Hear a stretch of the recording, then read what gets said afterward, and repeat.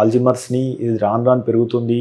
లాస్ట్కి చివరికి వాళ్ళు తిన్నది మర్చిపోతున్నారు, నేమ్స్ మర్చిపోతున్నారు, చివరికి బట్టలు వేసుకొని కూడా మర్చిపోయే స్థాయికి వస్తున్నారు. యాక్చువల్గా రాను రాను ఇన్వెన్షన్స్ ఏం జరుగుతున్నాయి అంటే మనం దాన్ని ఆపగలుగుతామా లేదా దాన్ని రివర్స్ చేసే అవకాశం ఏమైనా ఉందా? పరిశోధనలు ఏం చెప్తున్నాయి? ఆల్జీమర్స్ డిమెన్షియాలో మాత్రం అంటే ట్రీట్మెంట్ ఆప్షన్స్ వస్తున్నాయి.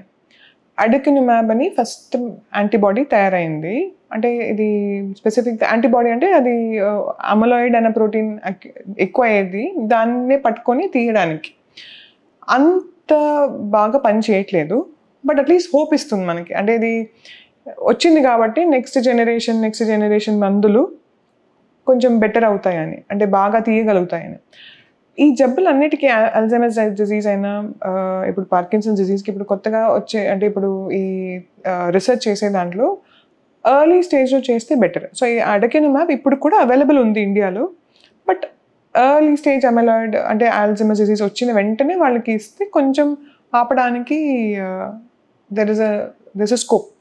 It is not a great drug, అంటే ఇది మనకు ఉన్నది ఒకటే మెడిసిన్ కాబట్టి next generation we are hoping that it will improve. మీరు తీసుకునే అదే మందులు, అదే నాణ్యమైన మందులు మెడ్ ప్లస్ బ్రాండ్స్ పై సగం ధరకే.